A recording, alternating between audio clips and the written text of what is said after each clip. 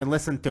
Ladies and gentlemen, sports fans alike, welcome to another edition of Bill Swirsky's Sports Talk Chicago, one of the couple, two, three best podcasts around. So sit back, grab yourself a cold one and a Polish sausage, park your keister in the French room, and listen to Bill Swirsky's Sports Talk Chicago.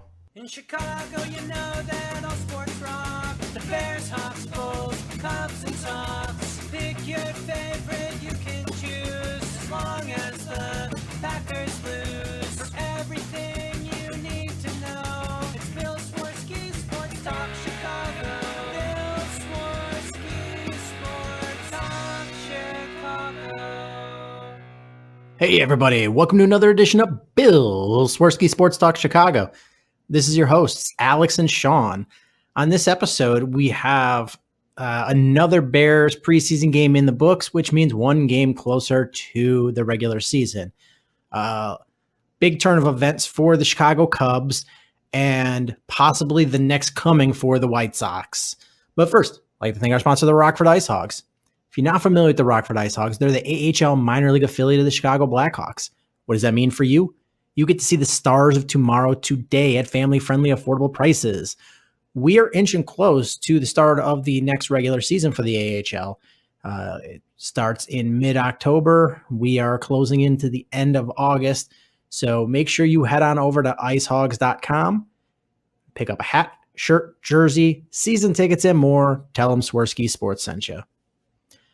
Alex, another big week of Chicago sports. How are you doing, my friend? I am doing wonderful. Wonderful. Yeah, so today I got sucked into a fantasy football draft because that my friend runs, and it's been a long time league, and one of the people that does one of the teams moved to Arkansas, so was not going to do the league anymore. So he's like, please join the league, blah, blah, blah. Our draft is in Indiana on this day. So I'm like, fine. And then today came, I'm like, I don't want to drive to Indiana. It's 4 million degrees. But I go to do it. But beforehand, I'm taking my dog for a walk so she gets a little exercise. And my drunk neighbor he's got this like giant dog. It kind of looks like Barkley from Sesame Street. And he's like a block down the street coming from the other direction. And he's yelling for me. And I'm like, oh man. I'm like, is he drunk already at like 9 o'clock in the morning on a Sunday? So I'm trying to like walk, and he starts running with this big dog, and then the dog starts running too fast, and he just didn't have like full command of his faculties. And dog, have you ever seen when a person gets tased and it's just like their body just stops, but their momentum keeps going and their arms and legs just don't move and they go face first into the ground? That's what he did, except his arm was still attached to the dog leash. So he just goes boom, like a ton of bricks, and the dog starts dragging him on. It plays on his face down the street. and my God. And then he lets go of the leash, and he's just laying on the ground going, oh. He sounded like when Peter Griffin from Family Guy hurts himself. He's like, ah.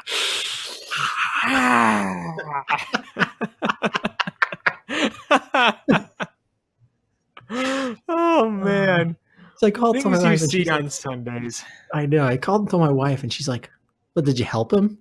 And I was like, "No, I didn't." And I kind of feel like a bad person, but it was so funny. And it was dragging him away.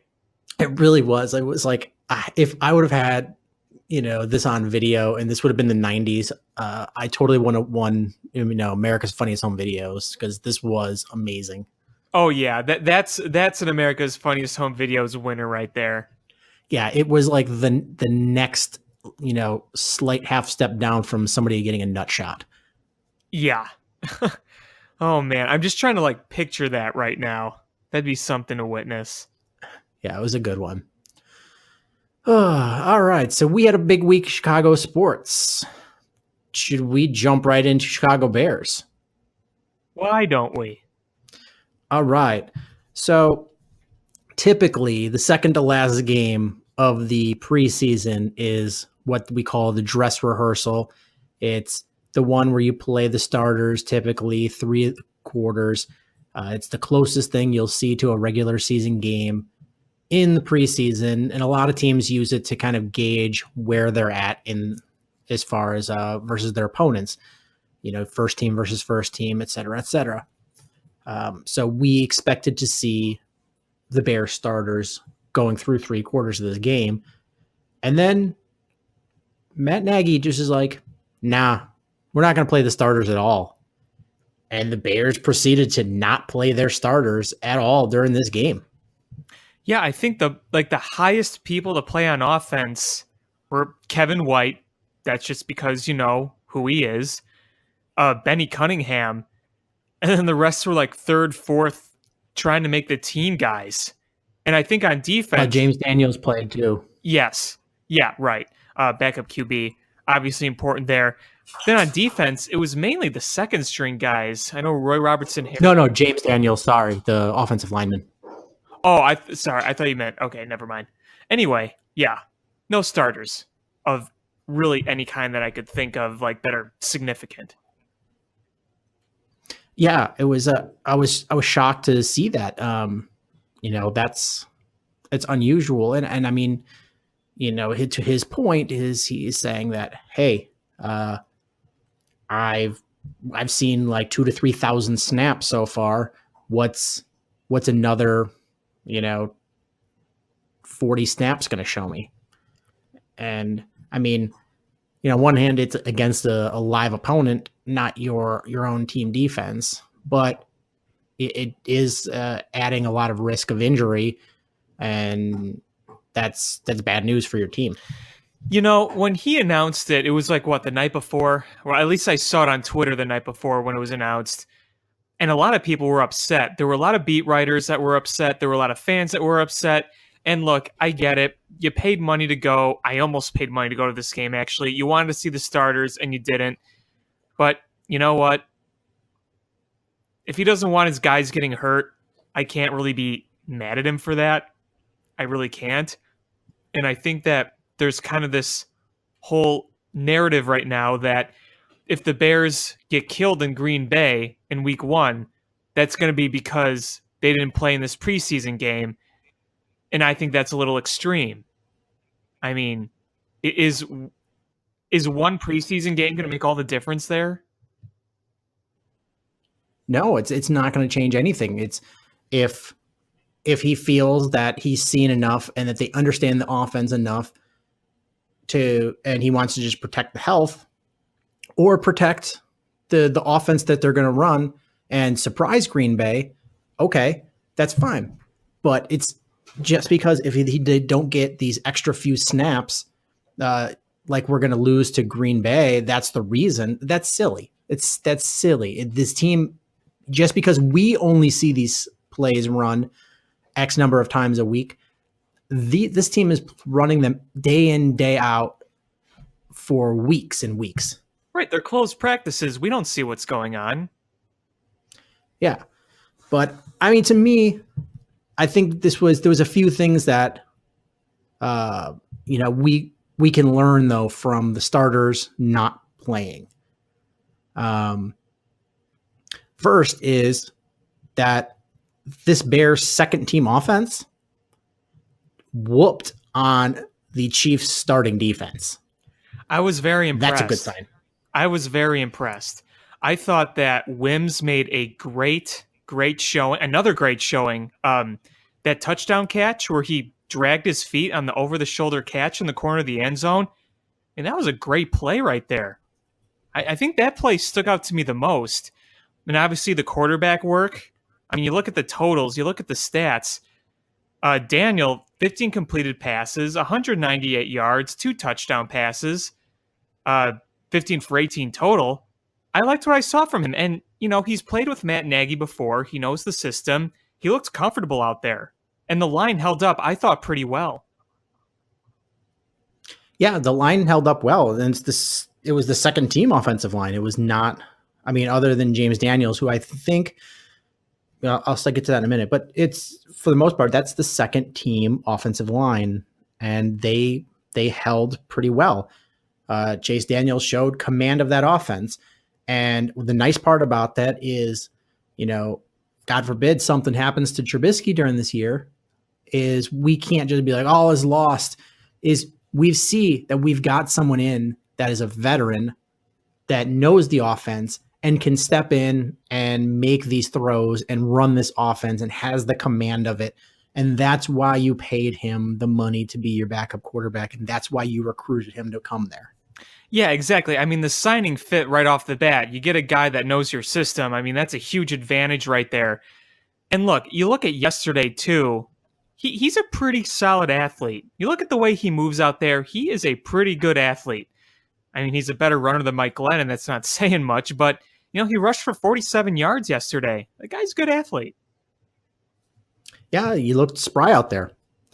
I can't say enough good things about the way that the Bears offense was able to produce with second string talent. We didn't see Allen Robinson. We didn't see Miller. We didn't see Trey Burton. We saw, and we clearly didn't see Shaheen. We saw a little tiny bit of Taylor Gabriel, but mostly we saw Javon Wims and Kevin White. These are two guys that did well that a lot of people were like writing off and thinking that the Bears, they weren't even going to make the 53-man roster. Well, I mean, I think that Wims is making a great case for himself right now, the way he's played. Absolutely. I mean, there's a part of me that thinks that the Bears organization only wanted to keep 5 wide receivers on this roster. And if Javon Wims and the way he's playing is making them reconsider that either they're going to have to carry 6 or maybe Josh Bellamy, they don't carry him to be a special teamer. Yeah, and it's going to depend on how much they value that. Because, I mean, let's face it, Josh Bellamy is just a special teamer. We don't want to be relying on him out there to make any big catches. We all know how that's gone. Yeah, and I don't have a problem with him being on the team, but he has one role, and that's to be a special teamer. Right. If he's getting meaningful time at wide receiver, that's a bad sign. That means either there's a lot of injuries or probably we're getting blown out and they don't want somebody to get injured playing further. Yeah, exactly. Now, you brought up Kevin White, and he had 33 yards to 2 catches, but everyone was talking about the touchdown, and he got wide open. You watch the replay, the way he juked out the defender and was able to just dash past and get wide open. That's as wide open as I've seen Kevin White at all in his short time as a Bear. The pass was a little underthrown, but, he just got it and uncontested ran into the end zone. And, again, it wasn't like an amazing catch. He was wide open, but it was the fact that he was able to get so wide open with that nice little move. You figure, hey, if he can do that a little more often in the regular season, I'd like that very much. The thing is, Kevin White is not our number 1, not our number 2, not even our number 3. He's either our number 4 or our number 5 wide receiver. So he's not going to be against the top corner or in the second corner.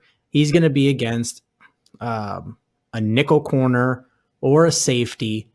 And he is displaying, some of the talent and ability that we saw in him when we drafted him 7th overall. And if he's able to show that on the field and stay healthy, he's a terrible mismatch for people. You're not going to, and assuming Allen Robinson is going to come back 100% and we get a guy that's reminiscent of when he was last fully healthy and was just an amazing wide receiver, there's not a lot of cornerbacks that can cover him one-on-one. You've got Miller, who is showing that he can just, even if his tight coverage, he can make great catches. Taylor Gabriel's just got lightning fast speed. And Kevin White is going to be a terrible mismatch for a nickel, a dime, or a safety. So if the Bears spread this out and you add Trey Burton in there, there's a mismatch somewhere. Somebody's in a mismatch, and you're going to find a weak link. If you're stuck in a 2-receiver system where you're sending 2 out, or maybe 3, but one is just a special teamer that can't catch, and the 2 you're sending out are mediocre at best, then it's a lot easier to shut down them and get a coverage sack. If you have a guy that there's nowhere you can double team without creating a big mismatch for yourself, and you've got 4, 5 weapons out there, it's suddenly every man has to be able to make a stop on defense. You're not being able to take away weapons because there's so many weapons there. And that's the exciting part about this offense. And I think that's what the fans are really excited to see, is the Bears to be able to move the ball, no matter what the defense is throwing out there. Yeah, I mean, that's why you get versatile players. I mean, that's one of the most important things. And you have different kinds of players on the offense, too. I mean, you got guys that go down the field. You have guys that you kind of do a screen pass with. You got guys that could do both running and catching, like Tariq Cohen or Benny Cunningham. Versatility is just the key in football now, and you just hope it all works out. And I think it will. Obviously, I think the biggest concern would be injuries, because the Bears have had so many of them over the years. But you look at the team on paper now, you got a little bit of everything. And though the starters didn't play against the Chiefs, I think it was good to watch a little bit of the depth that this team potentially has. I think that's a good thing to see. Yeah, and based on the fact that Matt Nagy told us the starters wouldn't play, seeing some of the faces out there kind of gives you a hint of who you're going to see in the starting spots for Week 1 against Green Bay. Oh, absolutely. Taylor Gabriel was out there, which means it hints that it's going to be Allen Robinson and Anthony Miller at the number 1 and number 2 wide receiver slots, which I don't think that's a knock on Taylor Gabriel. I think it's the excitement of what you're seeing from Miller. Well, yeah, and plus you understand the role that Taylor Gabriel plays. He's not one that you're going to target downfield. He's one that you're going to make short passes to and watch him explode upfield.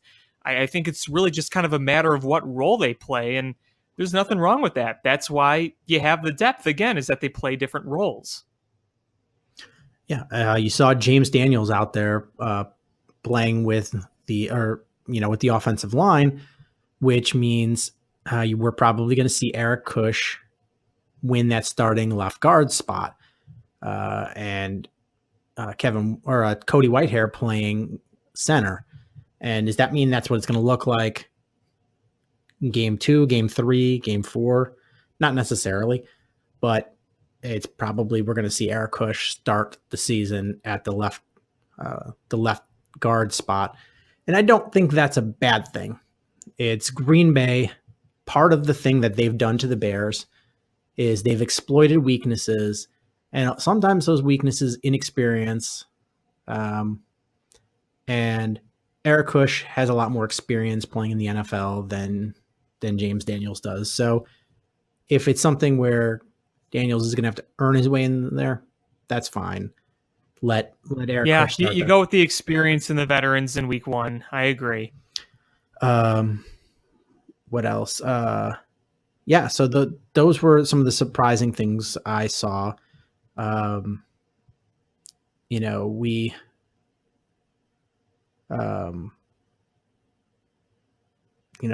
saw good wide receiver play, good offensive line play.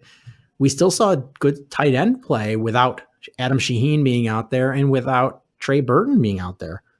Yeah, you saw some good blocks, especially early on in the game. You saw some nice routes being run. So the Bears have decisions to make on that tight end spot, because you're going to keep Burton. He's your number one guy. I think it's pretty clear he's the number one guy. I don't think you would cut Sims at this point. I think if you were planning to cut him, you would either try to trade him or you would have let him go early to as a courtesy to let him try to catch on with another team. So I don't see them getting rid of him. You're not getting rid of Shaheen, even though he's got an ankle injury. And we'll talk a little bit more about that in a minute. But Ben Broniker and Daniel Brown are really forcing the issue that, hey, we can play too. So do the Bears carry 4 tight ends? I don't know. It's going to be interesting. Yeah, I know. And the thing is, all the names we talked about, I think they bring some value to the team in one way or another. Trey Burton's your number one guy. Adam Shaheen is the guy you're grooming to be, an offensive stud. Brown and Sims give you, some good depth there. And, I've seen Brown make some good blocks. So you got some good blocking tight end talent right there. Yeah, I mean, that's a tough one. Yeah, so I think that the Bears will keep 4 tight ends. That's my thinking, especially with there's still some question marks about when Adam Shaheen's ankle will be 100%. So I think they carry 4 on their initial 53-man roster. And I'd be okay with that. I really would. I'm okay with that too, especially if that means they're not going to carry a fullback. Like you can use Burton or Broniker or whoever the 4th tight end. You can use any of your tight ends as a makeshift fullback. You can use whoever your 4th running back is as a makeshift fullback. You can make it work. Yeah, absolutely. But one really disappointing part about the game for me was the lack of pass rush. I think we still have a lot of question marks on how we're going to get to the quarterback this year. That is going to be a struggle. That's probably going to be one of our biggest weaknesses, if not our biggest weakness, in my opinion. I think so. I mean, I really think the pressure on the quarterback is totally going to be predicated on Leonard Floyd and Akeem Hicks. Those 2 are going to be the ones that are going to have to drive that engine, and everybody else is going to have to just ride on the coattails. And you'll see them make plays, but it's because of the efforts of those 2. So I think you'll see Roy Robertson Harris, and you will see Isaiah Irving, and you'll see other guys make plays, but it's on the efforts of Floyd and Hicks. But the big problem with that is when we talked about Leonard Floyd going down with an injury, he had to have surgery on his hand. Well, that's my biggest concern right now. Is he even healthy? When's he going to be healthy? Can we rely on him on being fully healthy? That's my biggest question. They say he's going to be available for week 1, but is he going to be playing with a cast or a club on his hand? If so, how is that going to affect a lot of what he's planning to do to get to the quarterback is the improved ability to use his hands. And if he can't use one of his hands, that's going to be problematic. If he can't wrap up a guy that's trying to tackle, that's going to be problematic. Especially if it's Aaron Rodgers, who could slip through tackles like nobody's business. I mean, it's anybody, the running back trying to contain the edge. Well, yeah, that too. It's going to be problematic if he's not able to use both of his hands to the full extent. So that has me concerned. Hicks's mystery ailments, I'm not overly concerned about those because I think he's just a veteran and didn't really want to play in preseason games. But yeah, I'm not as worried about him. Shaheen, they said it's a low ankle sprain, so it's not one of those high ankle sprains that's going to linger for a long time. But it was a pretty severe ankle sprain, and there's some concern about whether he'll be healthy for week 1. You saw the replay on that, and I thought it was going to be worse. It looked bad when it initially happened. Oh yeah, it looked bad. I mean, luckily he's a young guy and there's flexibility there, because I would have probably torn ligaments I didn't know existed. and I'd be on crutches for 6 years, and that would be just a miserable wreck. Yeah, I hear you But, there. You know, they say it's just an ankle sprain, a low ankle sprain. So fingers crossed. I don't think he's going to be the reason we win or lose against Green Bay, but it's always nice to have a big target when the Bears get in the red zone. Absolutely. No doubt. And one more, big injury is last year. This would not have been a big injury. This would have been a meh. But this year, based on the way we've seen improved play during the preseason, is DeAndre Houston Carson broke his arm. Yeah. That's a tough one. That's a tough one because I thought he was going to be a lock to make this 53-man, and now I wonder how this is going to play out. Are they going to put him on injured reserve and make the decision come, week 9, or are they going to just cut him with an injury settlement and then try to bring him back? I don't know what they're going to do. Yeah, I'm a little worried about that one too. I don't even know what the time frame is to come back from that. Do they surgically repair it and it's got like a pin or a rod or something in it, and then he can just play with a cast? I don't know.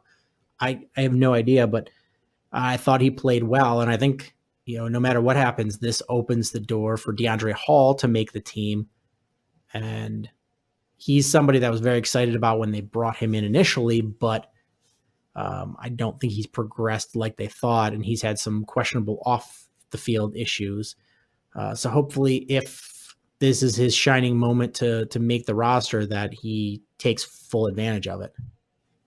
Yeah, I mean, I think Hall can be a decent fill-in. I don't think he's going to be great, but I don't see him being like a dog. I think he'll be a solid fill-in, but you want the guys that you planned on being healthy. It's that simple. Yeah, it's a backup safety position, but you hope Adrian Amos and Eddie Jackson play 100% of your defensive snaps, but the backup will be playing special teams and is going to have to be impactful. Yeah, absolutely. And you know what? Safety position is kind of important, just a little bit. And it's funny, speaking of safety position, is Pro Football Focus named Adrian Amos as one of their secret superstars of the upcoming season. Really? And it's funny because, if you talk to Bears fans, Adrian Amos is a meh guy. Yeah. And, you'll see some big hits, but then he just sort of disappears into the shadows. But if you go by Pro Football Focus stats, he was the 3rd highest rated safety in the NFL last year. That I did not know. If you had told me that without citing that source, I would have said you were making it up. I've seen the source and I'm still not sure I believe it. Well, what metric is it I based don't on? know. I don't know what all goes into their metrics. They have their own scoring rating Is it system. the AV system that you're looking at? The What's AV that? system? I don't know what it's called. I was just actually reading it from an article that cited I it. see. But they talked about it as well at the end of last season, how Pro Football Focus highly rated Adrian Amos as one of the best safeties in football. And I don't think he's bad, but I don't see superstar there. And that's going to be interesting because how does this team view him? Because I think he's a free agent after this upcoming season. Well, I mean, we're going to see how he plays this coming year. It's football's weird. It's one of those sports where, you know me, you know how I love my advanced metrics in baseball, but that's because baseball, there's a lot of elements in baseball that are based on chance. I feel like with football, there's just much more eye test, if that makes sense. Like the eye test tells the story that metrics don't always tell, unlike baseball. But, I mean, we'll just have to watch him this year and see how he does. Because if he's really one of the best safeties in football that people don't know about, then we could kind of have a secret weapon here. I mean, I feel like it's probably based on the fact that he doesn't make a ton of big plays, but he's always in the right position and he always does what he's supposed to do. But you're not seeing him make these like Brian Dawkins plays where he's jarring when a receiver is going to catch the ball, he's hitting him and causing an incomplete pass, or making these amazing interceptions or anything like that, or making these big Mike Brown type plays where he's scooping up a fumble and returning it for a touchdown. He's not doing those things. Eddie Jackson, who is more raw, but had way more highlight reels last year, is I think what fans are looking for when they're watching, because he's making these exciting plays. Taking the ball away and running like heck for an end zone. Yeah. Yeah. But if you're watching, I mean, to be honest, I'd have to go back and watch tape from last year. Partly I didn't look as close and partly I just forget. But watching Eddie Jackson in this preseason, you're seeing some blemishes, and they're not bad, but you're seeing some inexperience showing when in missing out being where he's supposed to be or taking a wrong angle.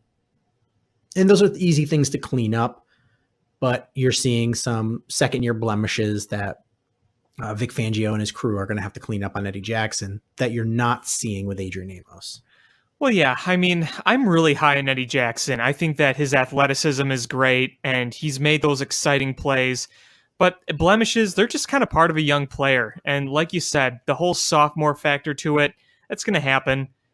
But I'm not going to worry too much about him. But the more you mention this Adrian Amos stuff, you want to go back and really kind of watch him, because I'm curious now. Because I never disliked Adrian Amos. I thought he was a solid piece, but never did I watch Adrian Amos and say, oh my God, look at Adrian Amos. Look how great he is. I can tell you I never said that. Yeah, and if you watched his progression from being, I believe he was a 5th round pick out of Penn State, he has had some growing pains along the way, and much more so than Eddie Jackson. Eddie Jackson is a much more polished product at the same point in their careers, but we're also several years advanced in the era of Adrian Amos. So, you expect more out of him, but I still think I have much higher upside on Eddie Jackson. I think Eddie Jackson could be a star, whereas I think Adrian Amos is just a solid player. I look at him like a Nick Kwiatkowski, yes, where if you're playing him, you can play well, and he's going to fill the hole and do it admirably. But if a Roquan Smith comes along, Nick Kwiatkowski, you're going to go ride the bench.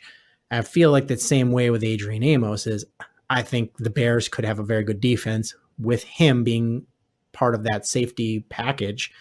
But if next year they're drafting and there's a stud safety right there for their pickings, yeah, of course you're going to upgrade over Adrian Amos, in my view. Oh, absolutely. And I mean, look, we remember during the whole negotiation fiasco with Roquan Smith, during that time, you had the Bears trying to sell, oh, don't worry, we got Nick Kwiatkowski. We got him. Don't worry. We all knew that Roquan Smith is a more talented player than Nick Kwiatkowski, even though Nick Kwiatkowski, for what he is a solid player. We'll give him that. He's good depth, and I think he can do a good job going into the future. He's already done a good job for what he is, but come on. Are you really going to try to convince us that Nick Kwiatkowski is equal to or better than Roquan Smith? No. Roquan Smith comes along, that's his position. Yeah, it's one of those things like it's not a knock on Nick Kwiatkowski. It's not like when you look at John Timu, you're like, all right, John Timu is a very smart football player. His football IQ is, right up there, but his physical talents are limitations. He's not fast enough guy. Nick Kwiatkowski has a lot of the tools to do the job and do it fine. He's a starter on a lot of teams in the NFL, but if you're trying to put together a top 5 defense, then you need to upgrade over Nick Kwiatkowski. Right. And they finally got Roquan Smith signed, and there you go. No controversy, none whatsoever. It was boom. Yeah, it was none done. whatsoever. And Nick Wachowski is head and shoulders better than John Timu, John Anderson, and most other people that played inside linebacker for the Bears last year. Right. But Roquan Smith is a special football player.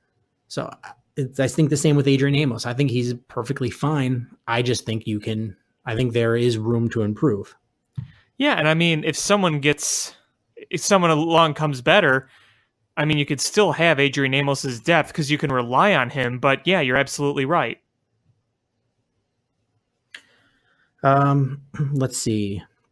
One more thing about this game is a lot of fans and a lot of professional sports writers and sports broadcasters, radio people, etc., TV people, were all echoing the same sentiment that after this game, where there was supposed to be the dress rehearsal for the season, that the Bears were going to have an upfront and first row seat to Pat Mahomes and why they missed the boat by not drafting him, and have the view of looking at him and being disappointed that you got Mitch Trubisky. And honestly, I have a feeling that all of those people are the ones that are eating crow, because you didn't see a lot out of Patrick Mahomes. And I think Patrick Mahomes is going to be, when I scouted him coming out, I thought he was going to be a better version of Jay Cutler. I think he's got a lot of the same tools, but I think he's not going to have the mental breakdowns that on the field that Jay had, but he's a very Jay Cutler type quarterback. And I didn't see anything in that game that made me go, man, I wish we would have got him instead of Jay Cutler. None of that. I didn't see anything like that. And to be fair, there's a lot of things that, we're looking at two quarterbacks with very, very little experience. This is Patrick Mahomes, first stint in starting in the NFL. And Mitch Trubisky has had a few games under his belt, but he also had very little college under his belt. He was handcuffed in those games. And he's learning his second offensive system in his second year.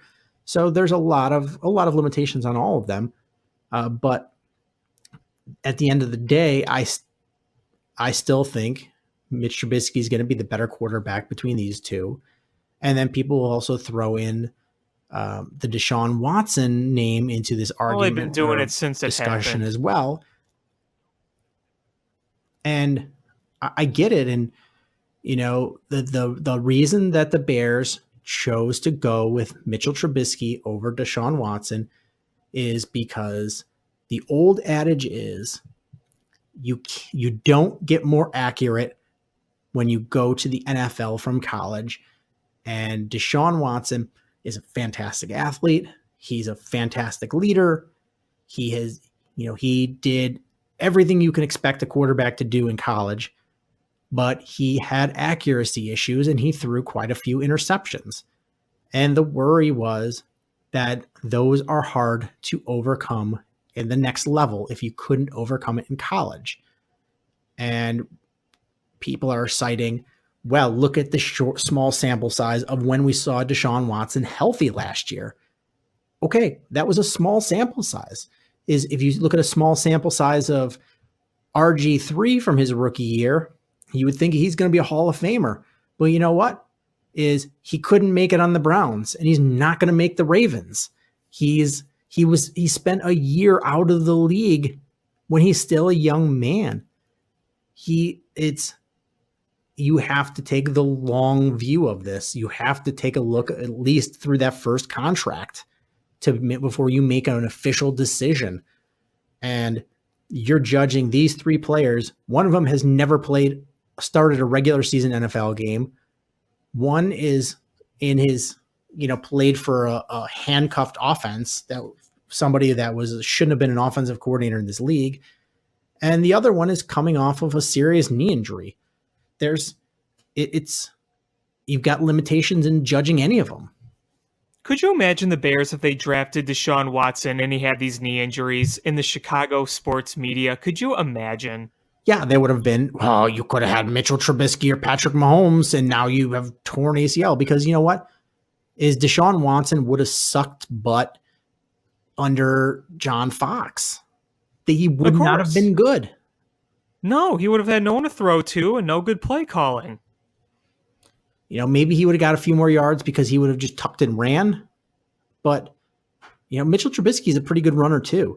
So Yes, you would have had people upset. Why did you choose this guy when you could have chosen one of the other guys? Is the grass is always greener. And part of the reason the grass is always greener is because of the system the archaic offensive system the Bears were running. Is you expect better things from the Bears this year, and you're not going to see the full finished product of the Bears until probably next year. Unfortunately, that's the reality. Yep. But that doesn't mean you're going to see bad stuff this year. You're going to see a few bad things because Allen Robinson hasn't played in a game yet. So you're going to have some, rough goings trying to get timing down with him. And you have a young quarterback that's still learning his second system, and he still hasn't played the entirety of one season in the NFL yet. But you're going to see progress. You're going to see a lot of flashes. And by the end of the year, you're going to see way more good than bad. And you know what? If Mitchell Trubisky's good, leads us to good things, who cares what the other guys do? Really. As long as Mitchell Trubisky is good for this team, that's all that matters. That's really all that matters. I mean, you think about the 83 quarterback draft is if you draft Dan Marino and pass on John Elway or vice versa, does that mean you stunk? No, because they're two of the best quarterbacks that ever played in the NFL. Right, exactly. If Trubisky is great and Watson is great and Mahomes is great, then you can't really lose, can you? No, it's a win. It's everybody wins.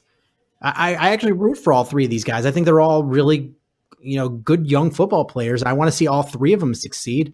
And I think Patrick Mahomes will, because how often is it that you see Andy Reid have a quarterback that's not successful? Right. I mean, he has brought bad quarterbacks to show good play. And remember when he coached Michael Vick, when he came back, that whole fiasco? I mean, Michael Vick was already a very talented player, but you remember when he coached him when he came back with Philadelphia after all that? I think that speaks a lot for him. Yeah, I mean, look at all the backups that he got paid. And it's Andy Reid. He's, for all of his faults, whereas he collapses in the playoffs. It's one of his fatal flaws. But the man can build up a quarterback, and he is going to, even if Patrick Mahomes has limitations that once he's not playing with Andy Reid just get exemplified, that's a possibility. But Andy Reid is going to elevate him. Matt Nagy I think Mitchell Trubisky is going to be a fantastic quarterback. I think you're going to see very, very Steve Young-like skills out of him, but Matt Nagy is going to elevate him. And you saw that the Houston Texans built their offensive system around Deshaun Watson. Is the first, I think, 2 games of Watson, they basically just ran. They ran like, I think the first game he played, I turned the game on, and I think that they ran every single time for 3 straight series before they let him throw a pass. Yeah. And they wanted to get him comfortable, and then they built the offense around him to his strengths to make things easier for him. They took away read options. They had a lot of rollouts. They had a lot of safety valves. And and he took the opportunity and ran with it. So it's all of them had some crutches and some issues and hiccups here and there, but I think all three are very good quarterbacks. Yeah, I do too. And if they all do well, then I'll be happy. If Mitch Trubisky does well, I'll be happy. That's all I care about. The comparison stuff is just, it's not going to get you anywhere. It does nothing. It's just a narrative for people to write about. There's nothing else to it. So just don't worry about it. So the Bears have one more preseason game before they start the regular season, and you can pretty much guarantee that none of the starters will get hurt in that next game because, again, none of them will play.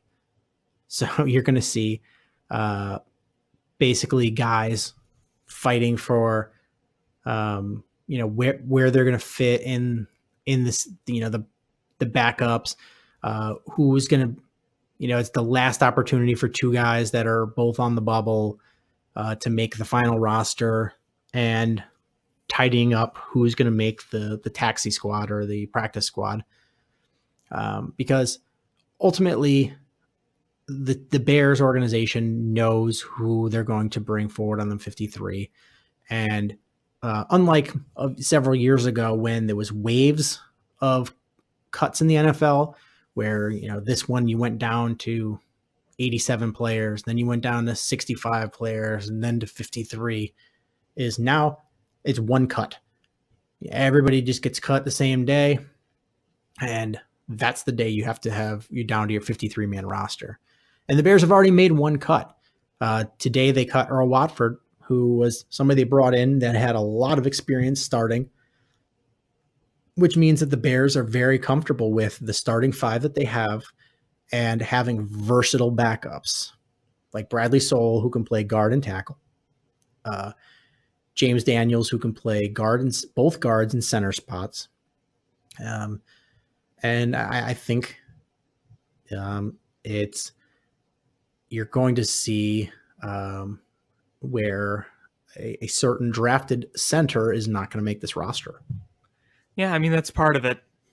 It's all part of it. And I think that this last game coming up against Buffalo at Soldier Field, it's another one of those opportunities to just keep watching this depth. I mean, I kind of enjoyed the last game against the Chiefs, to be completely honest with you. Even though there were no starters in the game, it was actually a pretty enjoyable Bears game to watch. For what it was. I don't know if you felt the same way, but I really only watched the first half and the last few minutes of the fourth, but it was an entertaining game and you saw some good things from the depth. So if you see that again this coming week or whenever they play the last, it's like this next coming weekend, if you see that from there, then, it's another good thing to watch, even if it's not the starters.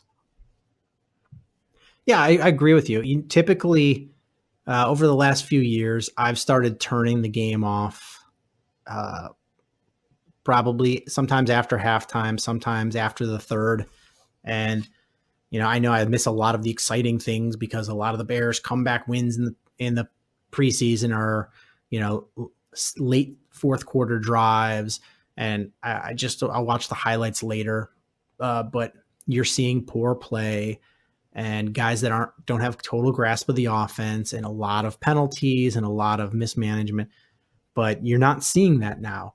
You are seeing the quarterback. It starts with the quarterback who is brought in to be almost a second coach, where he knows the system. He has command of it, and he is guiding a bunch of young players who are all pretty talented, and they're all guys that are pushing to build up that depth and to get starting spots at some point. And you're actually seeing a good product, and that showed by manhandling the starting defense of the Kansas City Chiefs. Yeah, and manhandling is the right way to describe it because they were running all over them. They were passing all over them. Our guys were wide open. I mean, it was really a good effort by the Bears and not a good one by the Chiefs. No, Chiefs had a lot of penalties. There was a lot of things that they need to clean up. Oh yeah, a lot of penalties. Even though some of them were kind of BS, the rough in the passer one was garbage. But yeah, there were a lot of bad penalties, even on offense too. They had some bad penalties on offense. Yeah, they shot themselves in the foot a lot, and they have some some big injuries. Uh, the Chiefs are going to put a solid product on the field this year. I'm not concerned about that, but the Bears definitely punched them in the mouth and caught them off guard. And I don't think the Chiefs were ready to play the Bears that day. No, they looked completely behind everything, completely unprepared. And frankly, I think if the starters were in there, it would have been an even worse game. And to be honest, is sometimes that happens. Is you get jolted right off the bat, and it just sets a poor tone, and you can't stop the bleeding almost. Well, how many times have we seen that with the Bears against? Yeah, I was going to say is we see that all the time with the Packers, and once the Packers just fire that first initial punch in the mouth, it sets the tone that they're the bullies, they're the dominant ones, and the Bears they can't overcome that. And even if they're keeping it a tight game, that you just know that the Packers are going to win that game. And the Bears came out and did that same sort of thing to Kansas City. They just came out, punched them in the mouth, set the tone, and dominated the game, and made Kansas City play on their heels the rest of the game, and they just couldn't overcome it. You mentioned all those Packers games, just bringing some brutal memories back of recent years. I mean, when it gets off to a bad start, usually against the Packers, it just goes so south you can't even watch it. And it got to the point where you talk to Packer players afterwards when they would play the Bears, and they were like, we came in with the game plan is put Jay Cutler in this position, and we were going to get a turnover. And they were confident of it. They made it a game plan, and they set the tone, and the Bears played right into the tone that they were trying to set. Yep.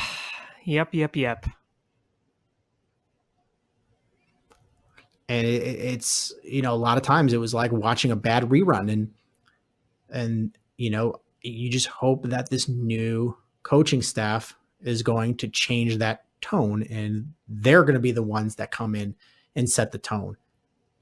One of the instances where I was so unbelievably mad at the Bears' preparedness, and I remember doing this show with you that Sunday, was that Packers home game last year when Brett Hundley was starting, and the Bears were coming off a bye week. They had 2 weeks to prepare for Brett Hundley, but oh my God, were they unprepared for that game. That was just awful. And Hundley sucks. Yeah. He sucked coming out of UCLA. He's sucked ever since. And I hear rumors that he actually might beat out DeShone Kizer to be the backup quarterback again, which would be mind-numbing. That would just say that... Really? That would just say DeShone Kizer is that bad that he can't beat out Hundley, because Hundley's bad. Bad. If this was the Browns, I wouldn't be surprised, but this is the Packers. Yeah. So I think it's gonna be a fun season, and I'm excited. I'm just excited to get this last preseason game out of the way and bring on Green Bay. I normally don't say that because I'm normally scared out of my mind, but I'm excited. Bring on Green Bay. Look, I've been very optimistic about this Bears rebuild. You know that, and you know what I like what they're doing. I think they've drafted smartly. They've made absolutely all the right moves. This is looking really good on paper. I think that there's a lot of promise here, but I'll be honest, I could still see our butts getting just absolutely kicked in Green Bay on opening night. I'm just used to that. It could happen, but look at when the Cubs finally won the World Series, or they were on that World Series run, and everybody else was like, the curse. And you talk to the Cubs players, and they were like, we're like 21 years old. We don't know anything about this curse. We don't care. And it didn't even faze them. And I think that's what you're going to see with this Bears. Mitch Trubisky's young. I don't know anything about this. Allen Robinson's going to come over and be like, I'm a number one wide receiver. It just came over here on a big contract. I don't care about that. I'm going to beat these buster cornerbacks that Green Bay has. Anthony Miller is he's got Des Bryant like confidence in himself, some, Ocho Cinco confidence. He's not worried about it. So, these guys they have the confidence that they're not worried about Green Bay. They may lose to Green Bay, but they're not worried about Green Bay. No, and I mean, I think this locker room is in better shape than it's been. I mean, I'm not in the locker room, but based on what I'm hearing, based on what everyone's saying, based on the video that they showed of the locker room after the Bears win, this locker room is in so much better shape than it's been in years. Under John Fox, under Mark Trestman, heck, maybe even under Lovie Smith. I think that's going to do a lot there. I really am hoping that it does. I think that this team is seeing a culture change with Matt Nagy for the better. And, look, usually celebrating preseason I think is usually silly, but seeing the Bears do this, to me, it says more about their changing culture, and that's a good thing. Honestly, I think a big part of it is separating out that offense and that defense. Is Vic Fangio is basically the head coach of the defense, and everything funnels through him, and anything that needs to be discussed about the defense is between Vic Fangio and Matt Nagy. It's not Matt Nagy dictating the way things go. And we have an offensive-minded coach with a lot of talented offensive pieces. So previously it was, you had, in Trestman's first year, you had a pretty good offense, but you had a dog poop defense, and it created animosity because why can't you pick it up? Or all the years under Lovie Smith when you had no offense and you had a really good defense, and the defensive players just, they stop the other team on a 3 and out, get good field position, and they were like, just move the ball a little bit and back them up to the end zone and let us do our thing. And the Bears would have a 3 and out when they would lose yardage, and the defense would just be so frustrated with the offense. It just kind of created a strife. And I think now you have a returning defense that returned all of your starters and upgraded. And it's the same coaching staff. And has the coach, right, the coaching staff, yeah. And your offense has a whole bunch of new coaches that have a real, track record and a system, and they've brought a lot more talent in.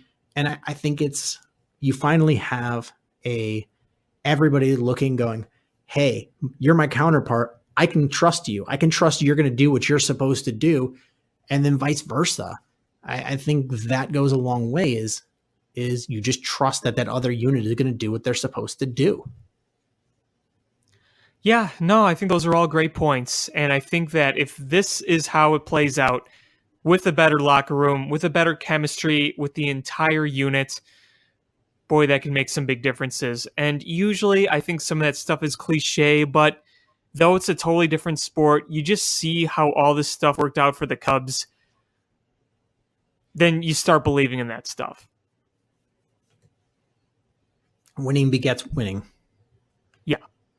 I mean, winning attitude and a good culture really does a lot. And, in football, especially with the Bears, we don't always see, in fact, we rarely see what goes on with the team, in the locker room or outside. I think with this, we'll get to see a little bit more of what happens with this team, and it's going to be in a positive light. You're not going to be hearing about guys trashing the field with the coach just watching there, if you know what I'm referencing. Yep. Oh, the Mark Trestman era. All right. All right. So do you want to move on and talk a tiny bit about White Sox, or do you want to jump into Cubs? Oh, we could do White Sox, then save Cubs for last. So White Sox, I really only have one topic I want to talk about. And Me too. It is finally the major league debut of Michael Kopech. And it's been overdue, and it created a lot of excitement on the South Side, and it sucked because of weather concerns. It was his first start was really cut short, but he looked good. Yeah, he had some really nasty stuff going. He had an early jam, and then he was able to get out of it. Threw some good pitches, get strikeouts. He's thrown that fastball 98, 99 miles an hour, plus the movement on the breaking pitches. I mean, he showed you the stuff of why he's a first rounder Yeah, I mean, and why he was worth trading Chris Sale for. you saw some butterflies in that first inning, but man, after that, Which is natural. is he just motored through, and second start just motored through Detroit. Yeah, he didn't really have the strikeout stuff, but he got some weak contact. He got out of some jams. And, you know, when you see someone like him have the ability to get out of jams in different ways, you know, that's a good sign too. It's not like he's just trying to throw the ball by you. He's adjusting accordingly. And, you know, he's done a good job of that so far. And you hope he could keep building on that. You look at the sample size and you say, you know, he's pitched in 8 major league innings, and you can identify right now what the strengths and weaknesses are, what's good and what needs to be worked on. And that's the whole point of him pitching this season. Yeah, absolutely. Today you saw him go 6 strong innings, and you know he's peppered some. They peppered some hits in there, but it only turned into 1 run, and that's with a not very good defense behind him. But no walks, 4 strikeouts, and the no walks and That's a big scattering the one. hits is those are big. You know, from a young guy, you're seeing really good things, and you know, it just makes you go, all right, when are we going to see Eloy? Yeah, I think it's not going to happen this year. Just from what I hear, the whole circumstances, Eloy should have been up weeks ago, but we're probably not going to see him until next year. Which is a damn shame. It is. It is. But we're seeing Kopech, and you know, it starts to make you go, all right, now is Michael Kopech. We're seeing the stuff that he's going to be a big part of the core of this team going forward.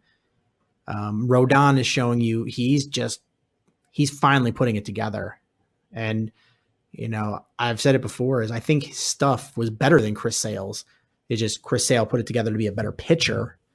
But Rodon is starting to put it together and looking like a stud. And you're like, well, all right, he's going to be a part of this core. Is Lucas Giolito going to put it all together and also be a core of this starting rotation when the White Sox are ready to compete? I mean, lately he's looked better. The command has looked better, and I still think the promise for him is there. So no way you could write him off yet. But for some whatever reason he isn't, you still have several good pieces in Kopech, Reynaldo Lopez, and Carlos Rodon. So it's not like Lucas Giolito makes or breaks the whole thing. No, absolutely not. And, you know, we saw a lot of good things from Reynaldo Lopez at the start of the season, and you know, he's sort of regressed to the mean as well. So there's, you know, still some question marks there, but I think, you know, you've got your two front end guys, Kopech and Rodon, and then you have to piece together 3 more spots, and you've got guys like Hansen and Cease and Lopez and Giolito and whoever else in your minor league system that are coming along, that you've got to get 3 spots out of, you know, like 5 guys. And I think that's doable. I think that's doable. Absolutely. It makes you not have to count on one guy, but I still am not writing off Lucas Giolito. Neither am I. We saw a lot of we were both calling for him to get sent down to AAA or AA to work some things out. And, you know, to his credit, he worked them out at the major league level. And I think that shows a lot of poise. Yep, I totally agree. I mean, you got a veteran like Homer Bailey that pitched against the Cubs today, and that guy has not been able to put it together and overcome things this entire year. And he's a veteran. Lucas Giolito went through some rough outings, got some rough ride, and he did it with poise and dignity and a veteran experience, experience of a veteran. And he turned it around, and he's showing much better performance. He could have crumbled, and he didn't. And I think that shows a lot about his character. Yeah, no, I totally agree. I think it's really hard to try to work things out in the majors. Not, getting sent down to the minors, there's nothing wrong with that. There really isn't. It's just when you do it on the mound in a major league setting with the best players, it says a lot. Like you said, it says a lot. You said it perfectly.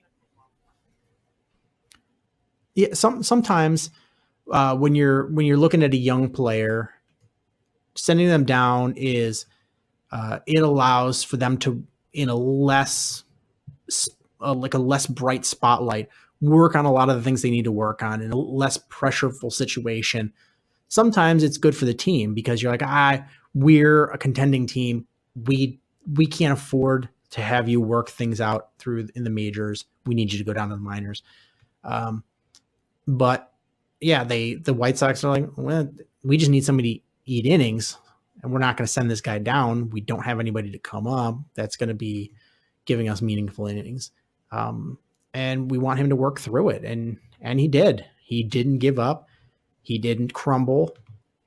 Sometimes guys will just crumble and they'll fold their hand and be like, you know what, I'll regroup come February in spring training when pitchers and catchers report, and I will fix it during the off season and come back and reset. And he didn't. He's worked hard at it, and he's, still not to where he wants to be or the White Sox want him to be, but he's definitely righting that ship. Yeah, and there's less pressure on you now because you're obviously not going to the playoffs. You're not playing for anything in terms of wins. This is kind of like the perfect setting to work out things in the major leagues without the pressure. It's almost like quadruple A in a weird way because you're facing major league hitters. You're just not having the pressure as you would if you were in a playoff race. Absolutely. I'm looking at Lucas Giolito's stats on the year, and he's 10-9. He's got 6.41 strikeouts per 9. His BABIP is 260. ERA 5.85, which is not good, but that doesn't account for the better starts as of late. Obviously, the rough first half blew up on him. Yeah, and he at one point his WAR was pretty bad, and he's got it almost to an even. And that, for a young guy, I don't think it's terrible. And I know considering where it was, yeah. I know a lot of White Sox fans are still down on him, and I kind of liken it to Adam Dunn. Is first season of Adam Dunn, he was abysmal. But if you were to erase that first year, you sort of got Adam Dunn that you saw the rest of his career. You're just talking about strictly on the White Sox. Yeah, just on the White Sox. But you saw those after that first year is he put together, comparable kind of numbers to what he had in Cincinnati. Home run wise, yes. RBI wise, yes. Yeah, but he was always a strikeout guy. But everybody was tainted on him because of that first year, and they made him out to be that he was something much better than he really was. And then when he just bottomed out that first year, they couldn't see past that first impression that they had. And I think they're starting to have that a little bit with Lucas Giolito. Is they've got this impression of this guy, and he's going to have to put together, or it's kind of like what Cubs fans have about Quintana. It's hard to overcome first impressions, and I think Lucas Giolito is going to have to do a lot of things to win a majority of these White Sox fans back into his corner. You brought up Adam Dunn, and I wanted to bring up his Fangraph stats just because you mentioned it. You mentioned that 2011 season. I don't know if you remember off the top of your head, but I have the stats right here.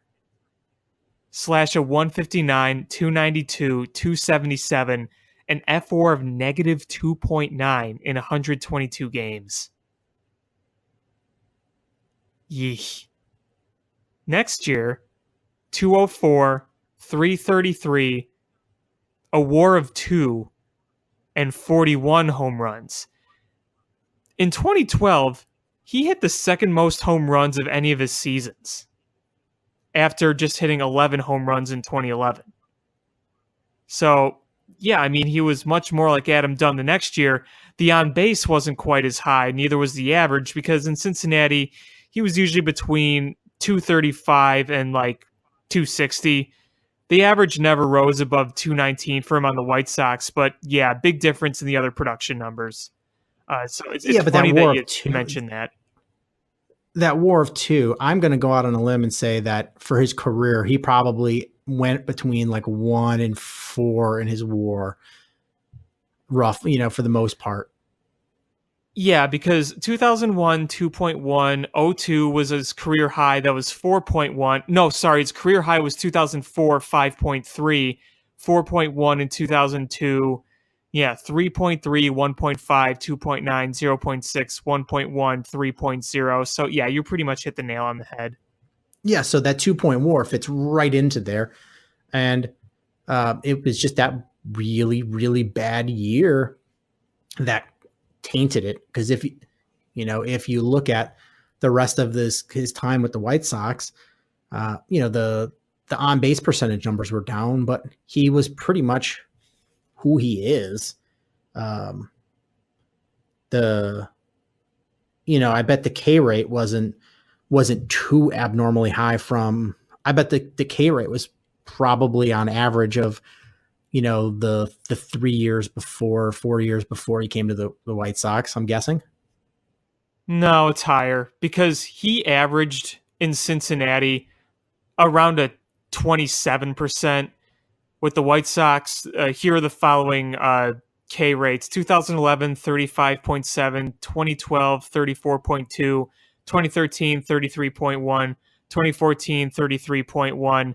2010 was the only year when he wasn't on the White Sox where he had a K rate above 30, but there were a lot of 28.6s, around 27, 26, so they were higher, but not drastically higher.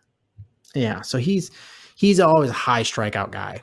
It's Yes, but yes. My point is just that he's that first year really soured, because if you talk to White Sox fans about Adam Dunn, is in their mind they've made it out to be that guy was 4 years of straight bust, and they thought, and in their mind he was supposed to be Babe Ruth, and he ended up being Babe the Pig. And it was, but if you really just subtract out that first year, they kind of got the guy that they were expected to get. Why is that so funny? I don't know. Go God. John Lackey didn't find it funny. I got Babe the Pig with Buttercup. He's riding in my saddlebags. One, he's on one side, and my chalk can is on the other.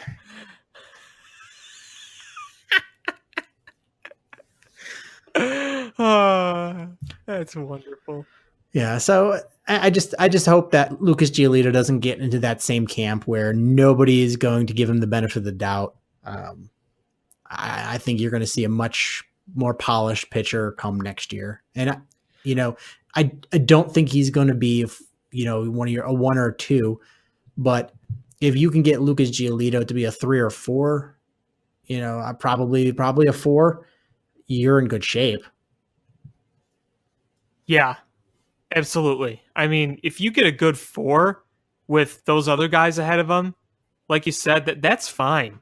I mean, that really is. If he's your number 4 and he pans out to what a lot of people thought he was going to be, that's a pretty dang good number 4. And, also keep in mind that the circumstances here are that he's young, he's barely has any experience, and, they're trying to rebuild right now. So luckily, he's not one of the few minor league prospects that they had while they're trying to compete like the White Sox for so many years when they were trying to compete and then they'd bring up a guy who they said was going to be the next big thing and it didn't pan out. Luckily, that's not the scenario anymore for them.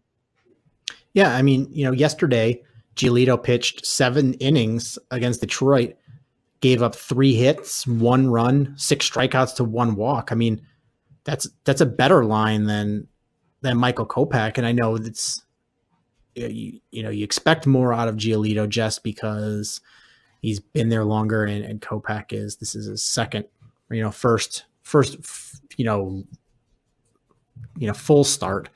But Giolito put together some good numbers there too. That's a good stat line. If you can get 3 hits or 1 run over 7 innings, you expect to win that ball game. Yeah, you take that. But let's wrap this up with some Cubs talk. Let's do it. So I don't know what made me think about this, but I pulled up some metrics for the Cubs pitching staff. Interesting. Okay, so don't look at Fangraphs. Who leads the Cubs in WAR?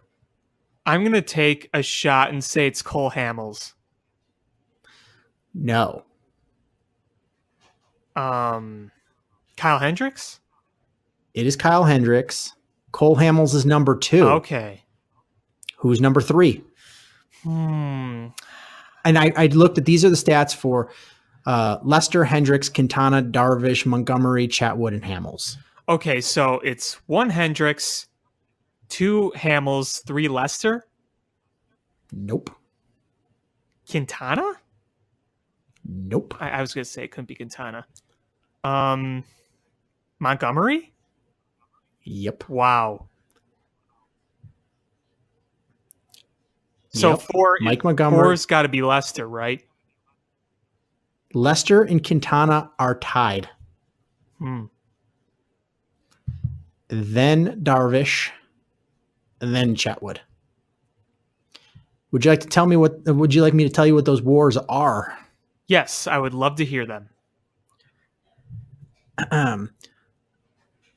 Hendricks has a 1.9 WAR, making him the 39th highest WAR among pitchers in Major League Baseball. All of Major League Baseball, not just National League. Okay. Yes. Hamels is 1.5. Montgomery is 1.1. Lester and Quintana are 0.7. Darvish is 0.2, and Chatwood is negative 0.4. So that's not good numbers. And I think what made me think of that is Jake Arrieta is at a 2.1 WAR right now. I'm not surprised. I'm not surprised. And I think made me think of that is it's turning out that, it's one of those situations where I think signing Darvish was the right choice, but the right choice, the best choice doesn't always end up being when there's risk involved, doesn't always end up being the right thing. I mean, if you spend $100 a week on lottery tickets, the smart decision would be to take that $100 and invest in, put it in an investment every week. And then in X number of years, you will have a bunch of money. But if you hit the mega millions, which is odds of winning like 1 in 300 million, then you're like, well, that turned out to be the better option, even though it was not the smarter choice. And I think that's the situation that we have here is, Arrieta's numbers don't look that good other than the WAR. He's 9-9 with a 4.09 xFIP and a 4.01 FIP. Like, those aren't fantastic numbers. No, they're not. They're not terrible, but no. Usually, if you have a FIP over 4, I mean, to put FIP in perspective, you're looking really good at like 3.2. Because you got to remember, it's adjusted ERA. Like a 4 ERA is like a squeak below average for FIP. It's pretty mediocre overall. But yeah, I mean, Jake is still finding ways to be successful, even though he's not quite at his dominant self that he was with the Cubs. Yeah, I mean, he's finding ways, and he's on a team that's playing well, but he is kind of the Jake Arrieta that we saw last year, where Right. we were very frustrated with him at times, and he just doesn't have the same dominant stuff, but he's got good enough stuff to get by sometimes, but sometimes he just poops the bed out there. Yeah, and I mean, he still has a 3.37 ERA, but again, you look at the adjusted at the 4.01. I mean, that's a pretty big difference. And you look at last year, he had a 3.53 ERA, but a 4.16 FIP. By far the highest FIP he's had as a Cub.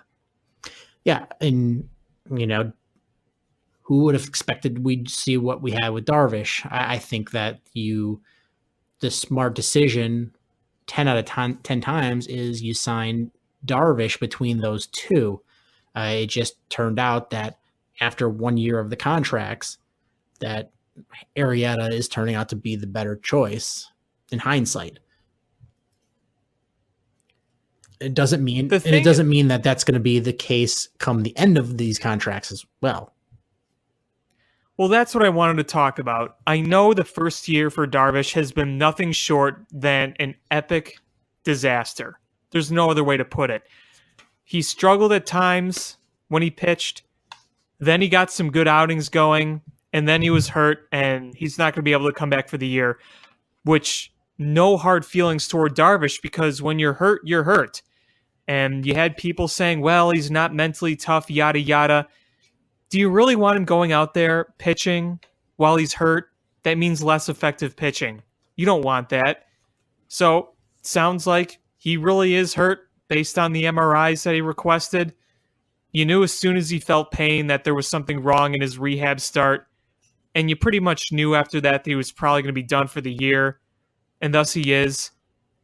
But you know what? If he comes back strong next year and he helps do things, then you know what? You'll be happy. It looks like a complete bust right now. Like a complete bust.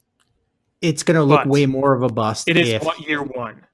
If he pitches through the pain to be a, quote, tough guy, and he has either a stress fracture in that arm or in that elbow, or he has to have another Tommy John surgery.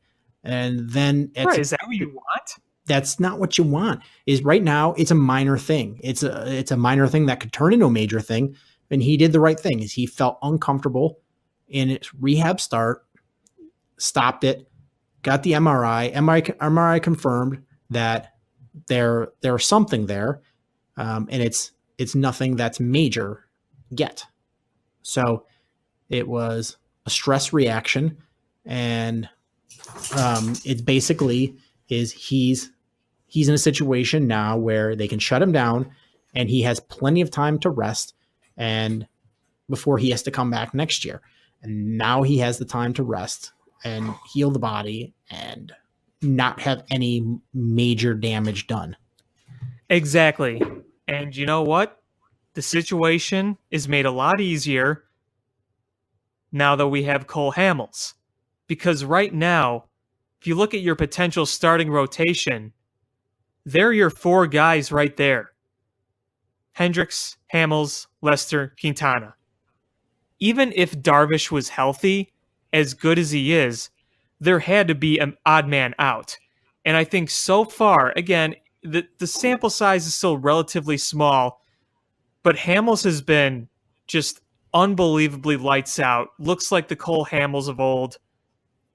You would probably assume that even with Darvish, that Hamels was going to make that postseason starting rotation, wouldn't you think? There would have had to be an odd man out. You probably I would was have had gonna to decide between Quintana or Darvish.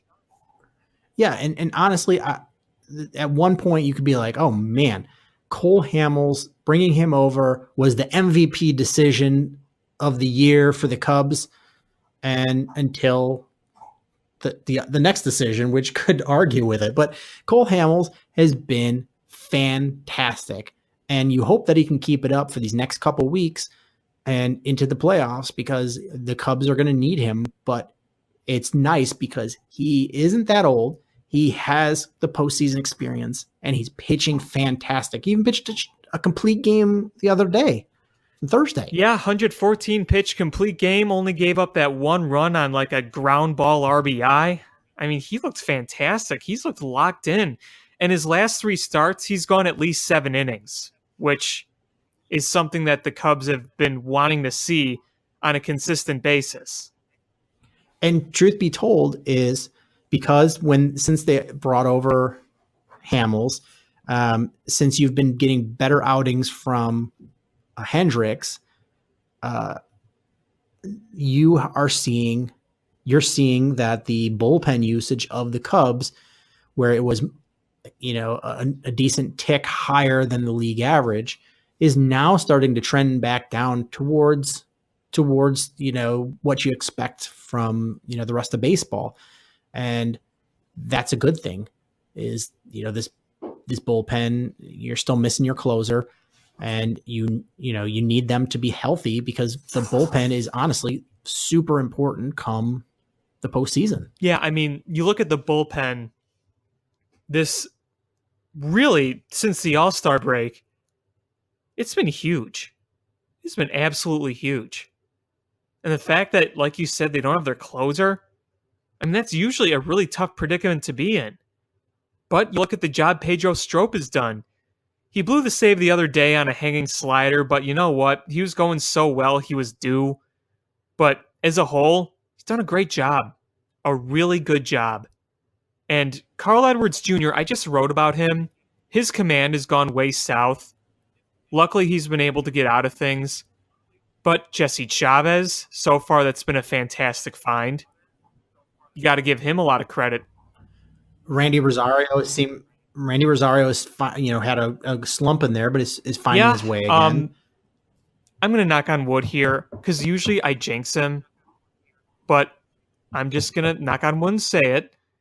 I think Justin Wilson has looked pretty dang good lately. He's been doing the job done. He's been doing the job well.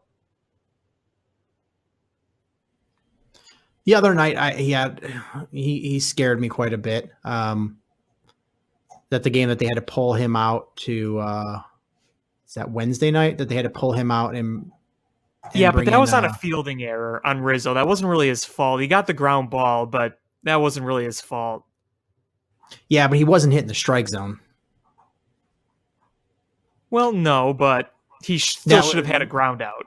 Oh, absolutely. It was a circumstance, but he wasn't pitching that well that night. But other than that, you're right. He's been pitching a lot better. And maybe he carries that forward when he pitches for another team next year. Yeah, I just hope that he keeps it up because look, I really like what I see from Justin Wilson lately, but when he comes in, you still get kind of nervous. Let's be honest. Oh, yeah, you do. Yeah, you do. But for the most part, this Cubs bullpen has been, fantastic. I think the really one struggler so far right now is Kinsler, but yeah, they didn't give up much to get him. No, but but what's the timetable on Dunsing? I don't know. And frankly, I don't know if he's even one to be trusted at this point because he's had a pretty down year. He has, but I kind of hope he comes back soon because I think he could be a guy that could just ease the burden on the guys that you're going to count on come the postseason and just, use up some of those innings. Yeah, for sure. And then, not add him to the playoff roster. Yeah, because look, you're going to have Mike Montgomery in the rotation from now on because it's going to be a 6-man rotation coming up. So that's just going to be part of it. You're going to need a little more depth in the pen, which you'll have no matter what because the rosters are going to be expanding. You're going to see guys like Dylan Maples get a shot. You may see Jen Ho Sang pitch a little bit. Saw Mills. Yeah, who had a great start against the Reds the other day. I wanted to talk about him briefly.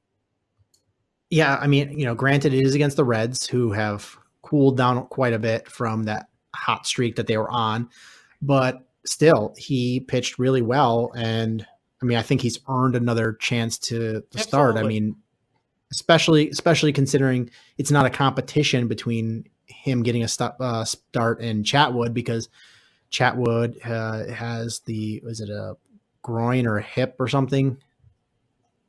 Yeah, he's looking to make a rehab start when Chris Bryant does. Yeah, so he's got a minor injury, so it's not like he's taking a start away from somebody.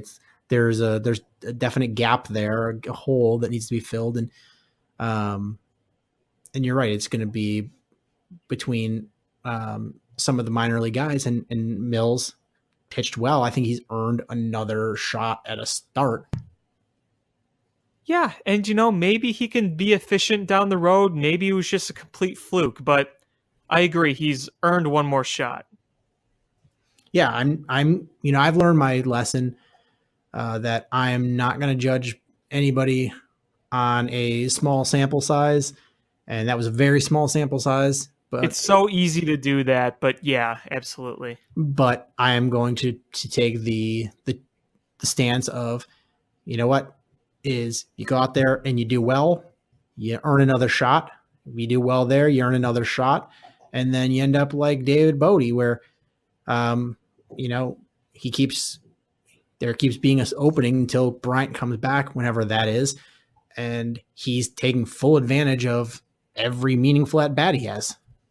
And you got to give David Bodie credit, because after his hot start, he really cooled off. They were adjusting to him. They were throwing the high fastball to him. But he's counter-adjusted, and he's been hitting the ball again, including a walk-off home run the other day. So you got to give a lot of credit there to someone who hasn't been in the big leagues very much for getting off to a great start and then kind of adjusting during a down period. Yeah, absolutely. And, we talked last week, as the Cubs were on a bad stretch of scoring one run in a game, and all on a solo home run. And this week started with the same recipe. It was they scored one run on a solo home run in that first game of the 2-game series with Detroit. And I think everyone was just like, what the hell? Yeah, including me. Literally, what the hell? And me too. And the Cubs made a really, really turning out to be a fantastic move.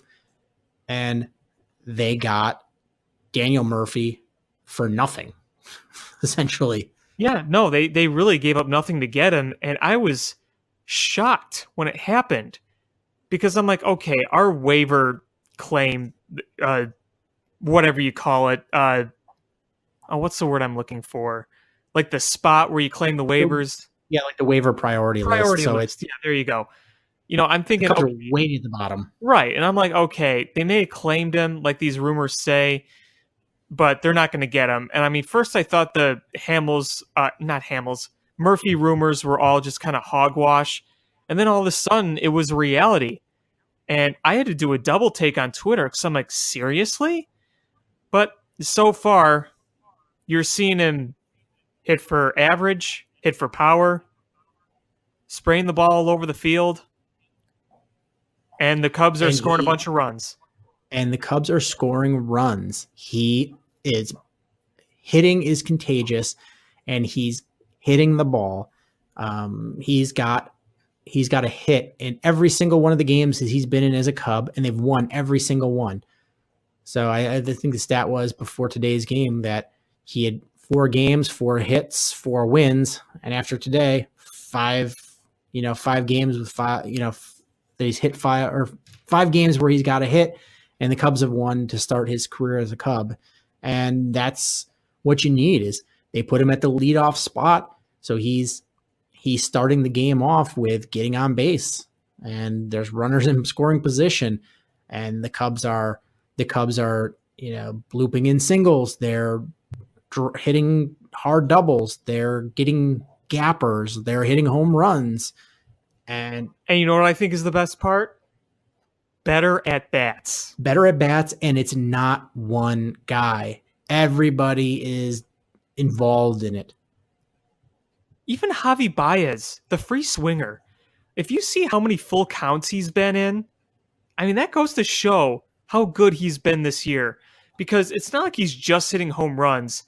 His on base isn't spectacular. It's never going to be. He's a free swinger, but you're seeing a lot more full counts from him. And you're seeing a lot of at bats where he's grinding away and fouling off pitches. I mean, that's important. And I don't know if you saw this stat, but of the Major League Baseball second baseman with the highest on base percentage, the Cubs have 3 of the top 4. Yeah. You may not believe it, but yeah. It's Zobrist, Baez, and Daniel Murphy. There's one person in the middle there, but the Cubs have 3 of the top 4 second basemen with the highest on base percentage. It's crazy. And I mean, it's good. Yeah. This has been a good thing. And it was partly the Cubs were due to come out of this streak. And part of it is the Cubs brass forced the issue and brought in somebody that's really going to help them. And honestly, they went from a team that had a good shot of making the World Series because there's nobody that's just stand out above the rest, kind of like the Dodgers were last year. But they were in the mix of several teams. The way they're playing so far with Cole Hamels and Daniel Murphy is you've got to put them as the clear-cut favorite to go to the World Series from the National League. Well, I think on paper, yeah, they're definitely the team to beat right now. We'll see kind of who's on the hot streak coming into the postseason because that can weigh a lot too. But yeah, I think people just look at the Cubs, what they are on paper, and they say, they're the most talented team in the National League right now. The other thing that I think is really important to keep note of this Cubs team lately, we've been talking so much about offense, and it's valid.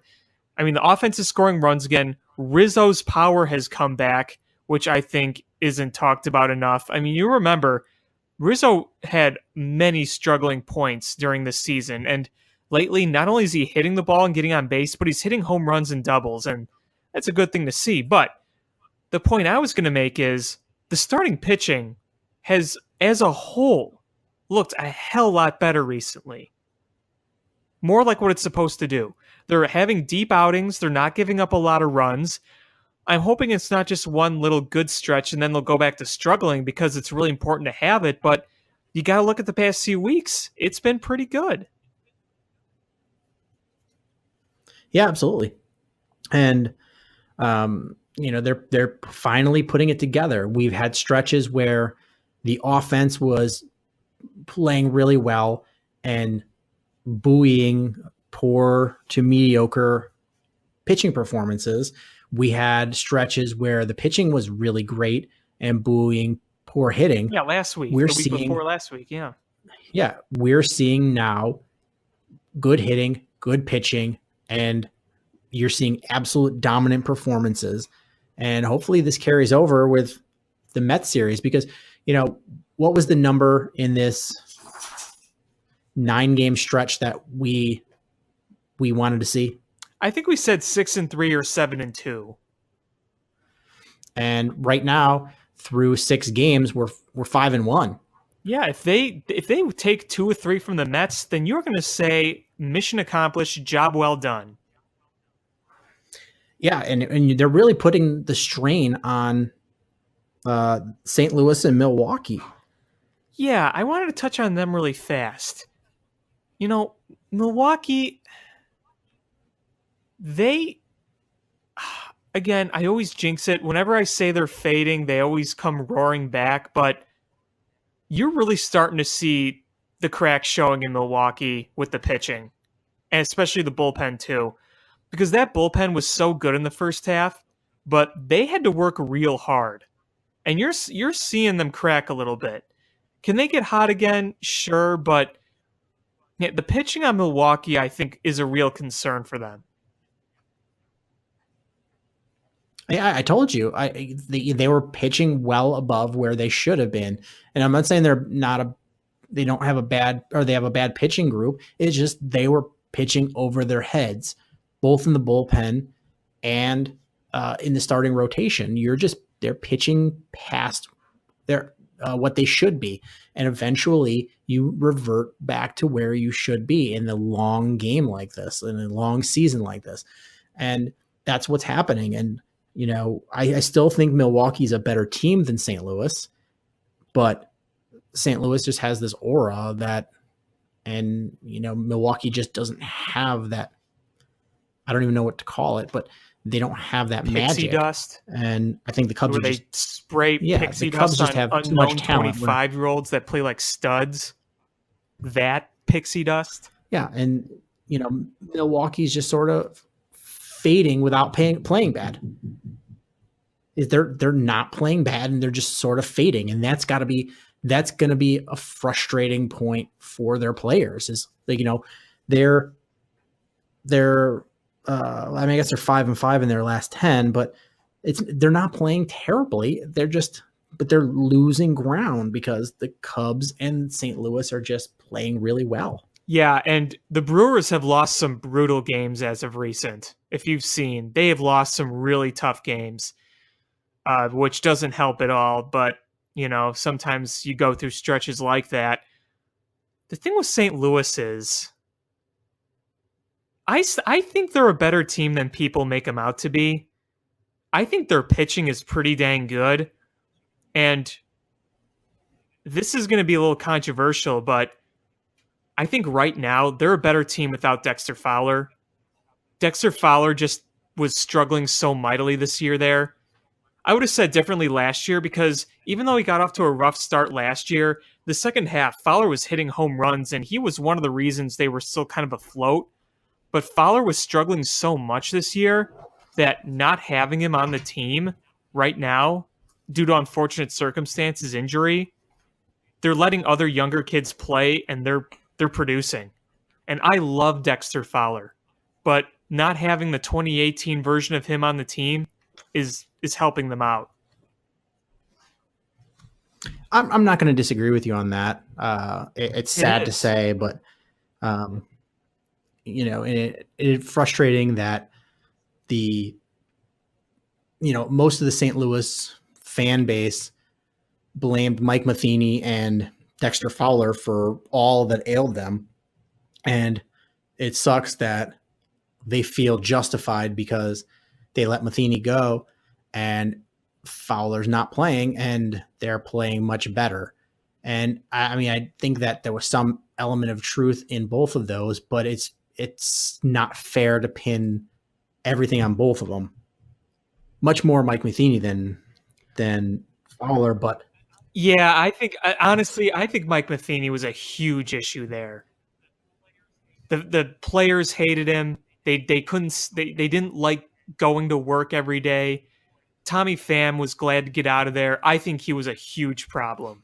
Yeah, but there were still more problems than those two. Definitely Mike Matheny, but of course. But you're seeing them just play lights out now that both those guys are gone, and I feel that just like sort of emboldens and just makes the fan base feel just justified in their anger and hatred, which is not always a good thing. Yeah, like I said, for Dexter Fowler, it's just that he was having a bad year. It was bad timing for him. Because I still think he's got plenty of solid years in front of him. Do I think his career years with the Cubs in 2016? Yeah, but I still think he'll be a good ball player down the road.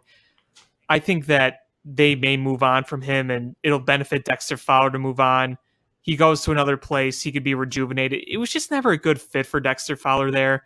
And again, you got to remember that he produced really well in the second half last year, but it just wasn't noticed as much because the Cardinals ultimately missed the playoffs. But, Fowler was productive last year. this year, it's just been a bad struggle. And unfortunately, with the timing, he's out of the equation now, and the younger kids are playing well. And, sometimes that thing just happens. And the other thing with St. Louis is, they got rid of some dead weight like Greg Holland, who was once a great reliever, not anymore. Just he's completely washed now. Now that he's gone, they've been producing better results in the bullpen. It just feels like the Cardinals added a lot by subtracting. And I don't know how much longer it's going to last. Normally, I'd say that this kind of run is absolutely not sustainable, but it's the Cardinals. Well, the Cubs are 4 games up on the Cardinals and have 2 extra games to play on top of them because the Cardinals have 31 games left. The Cubs have 33. We're getting down to that point where, typically the early in the season, you're like 4 games, that's nothing. But we're getting to the point now where 4 games is a pretty sizable lead. Yeah, I mean, they're at the point where the Cubs just have to, if they just do what they're supposed to do, they'll win the division. They play solid ball the rest of the way, they'll win the division. I'm not really worried about the Cubs winning the division. I just wonder if that they're going to have to deal with a red-hot Cardinals team that's been rejuvenated in the postseason. That's what I'm thinking about more.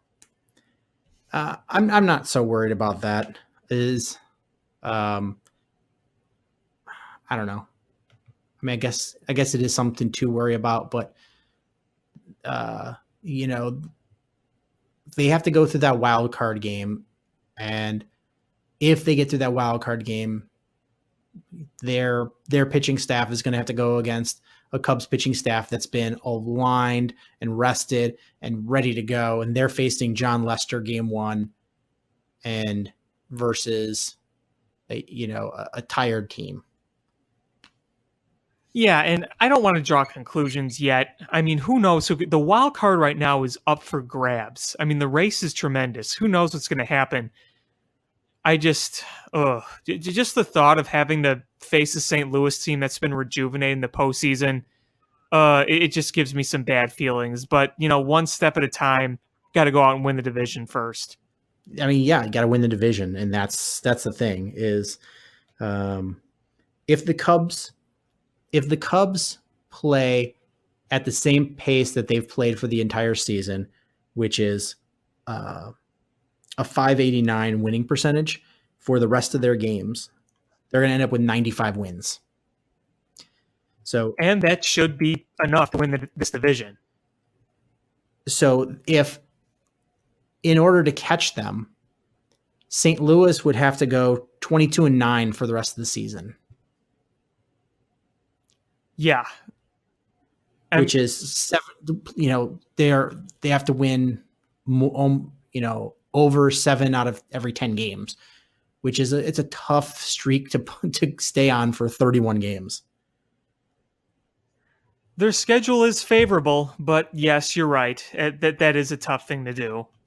I'm looking at the remaining Cubs schedule, basically the month of September. The thing that stinks is that they still have all these games without an off day, and they're going to be going on a road trip, which includes the Phillies, the Brewers, and the Nationals. That's not going to be easy. No, it's not easy.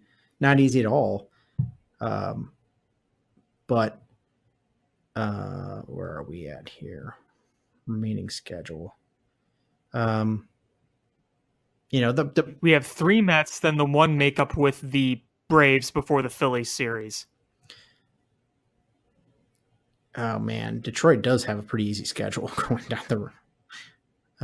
Detroit? I mean, sorry, St. Louis has a pretty easy. Yeah, they have a very favorable schedule. The hardest part of the schedule, they went 5-1. They've got 6 against the Pirates left, 4 against the Dodgers, 3 Atlanta, 3 Milwaukee, 3 against the Cubs. That's not that bad. It's not that bad at all. And they've got a bunch of games. They have 3 against the Giants, 3 against Detroit, 3 against Washington, and 3 against Cincinnati. That's a pretty favorable schedule. And it just, again, that kind of winning pace is not sustainable, but the freaking Cardinals find ways to do it, so I'm not ruling it out. But I look at the Cubs schedule and you see the 6 games against Milwaukee. I mean, you take 3 or 4 of those, then that pretty much guarantees Milwaukee can't catch you. Yeah. Kind of like last year. Honestly, is if these 3 games against the Mets, if the Cubs take 2 out of 3 or even sweep these 3, they're in good shape. Yeah, it is going to be hard, though. They have to face Syndergaard and DeGrom in this series. That's going to be tough.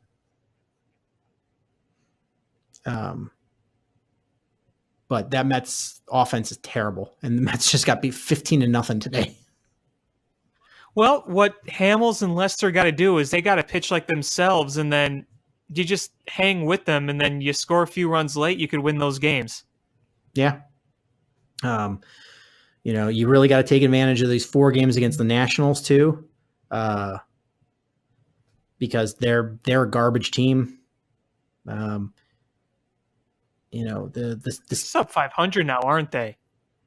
Yeah, you've got to take advantage of those 3 against the White Sox. The White Sox are going to be tough. I'm telling you.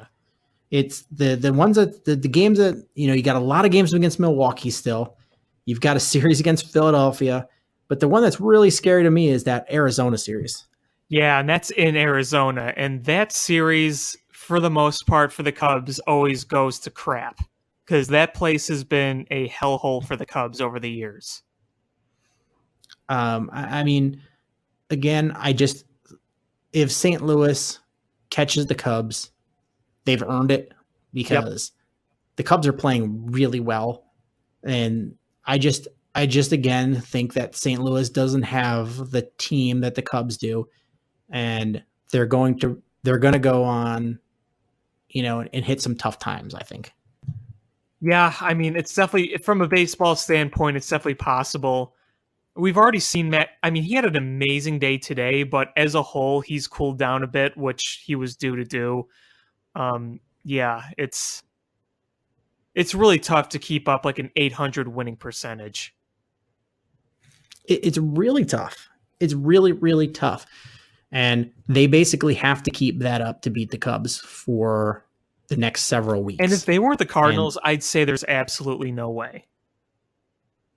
Yeah, like I've written off the Brewers winning the division. But until you beat the Cardinals, you haven't beat the Cardinals. Right. Exactly. I will say this about the Mets, though. As a whole, they've been a lot better recently. Like, let's see. I know they lost today. They got, bamboozled. Yeah, they got today. bamboozled. There's no doubt. But let's see. 1, 2. They've won let's see. 1, 2, 3, 4, 5. They've won 7 of their last 12 or something. So you got to hope you could just take advantage of the record. But they are coming in semi-hot despite that bad loss. So, but, you just got to beat them. Yeah, here's the National League wild card standings. So right now, Atlanta's in first, and the Cubs are in first, and Arizona's in first for their divisions. The current wild card teams are Milwaukee and St. Louis. Then Colorado's 1 game behind. Philadelphia's 2 games behind. Dodgers are 2.5 games behind. And I think after that, you just, stick a fork in everybody. That series that the Cardinals swept the Dodgers, I think the Dodgers, when this is all said and done, they're really going to be kicking themselves for that sweep. That sucked for the Cubs. That sucked for the Dodgers. It especially sucked for the Dodgers. Yeah, it's sucked for the Cubs too, though. Well, yes, it did. Yeah, no doubt. But yeah, I mean, it's It's funny. We're sort of writing off the Brewers, but I mean, they're winning. They're in the wild card right now. And Yeah, I mean, I'm not writing off the Brewers on making a playoff run. I'm just saying I don't think that unless they destroy the Cubs in those 6 games, I don't think they're going to pass them for the division. Yeah, I mean, Philadelphia's only 3 games behind Atlanta. I don't see them catching Atlanta. I don't either. I mean, anything's possible, but I just don't see it. Colorado could catch Arizona. Colorado has had so many opportunities to really make a boost, but they've lost some really bad games. Yeah, but they're only a game out of first place, and the Dodgers are 2.5 out. But it's honestly what would be best for me is Arizona. If St. Louis is going to win the wild card, is face Arizona. Yeah, I really think don't like Arizona the potential idea of facing St. Louis again. I mean, it's looking pretty likely. Yeah, I know. And it would just suck if it was Milwaukee versus St. Louis, because then we've got to face a team that we don't want to face. But honestly, I don't think there's any gimmies in this. Is of the teams that are still in the hunt, I mean, Pittsburgh, Cincinnati are out in division. Washington, Mets, Miami, all out. I'm gonna write San Francisco off. Me too. And San Diego's definitely out. But the Dodgers are not a pushover team. They've got so much talent. They haven't been playing that well, but they've got so much talent that that bullpen has killed them. They could be a real tough out. Colorado, just going to Colorado is just that home field advantage. It's an intimidating pace to play. It really is. Yeah. I mean, I would say that of all the teams, that they're probably the weakest link, even though they're playing really well. They don't really have the good pitcher. Arizona's a good team. Milwaukee's pitching is starting to crumble, but they're still a team that has had the Cubs number. St. Louis is playing really well. Philadelphia has been a great team all year, and Atlanta is they're a superstar team on the cusp right now. And we're going to have to deal with that in a National League playoff scenario for years to come. That's going to be tough. Yeah, and it's going to be, will be what the Dodgers have been to us, to them. They're the upstart team, and we're going to be the established team. And it's, Atlanta's good. Atlanta's real good. And they're only going to get better. Yeah. But there's no weak links in there. No, there aren't. And the American League, it is absolutely shocking how good Oakland is playing. With Edwin Jackson, Trevor Cahill as your starting pitching core. Oakland has a better record than the Cubs.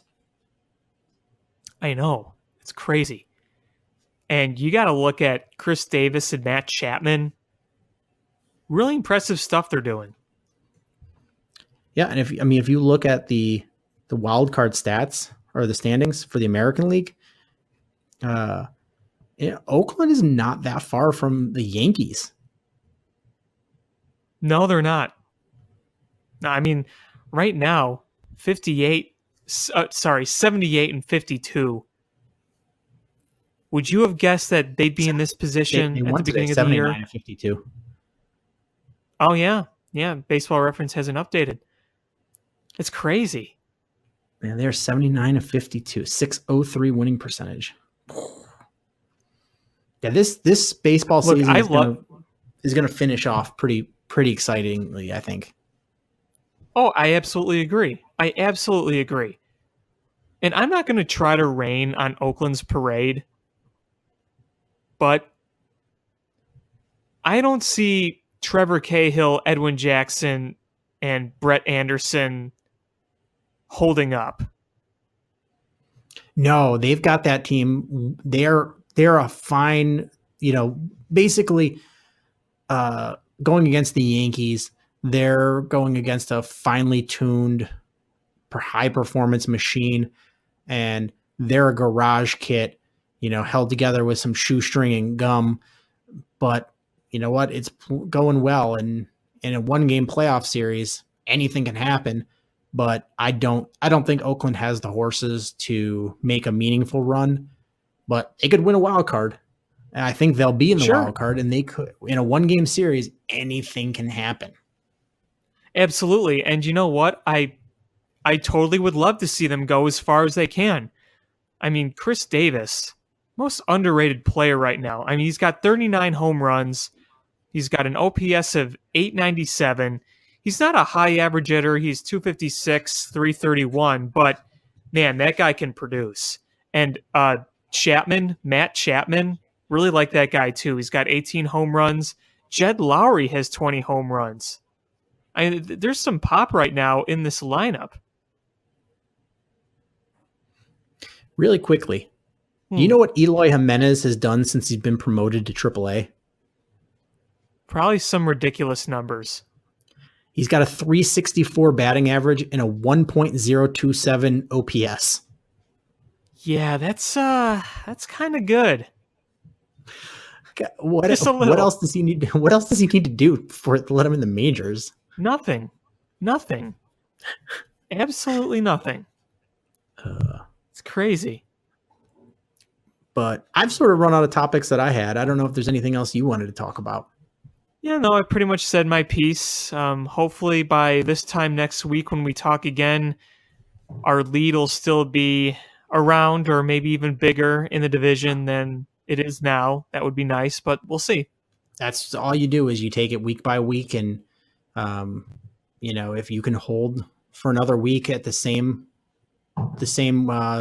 stretch and the same lead, and you can hold it for a week or even gain on it, it makes it that much tougher for St. Louis to try to erode it. Yep, exactly.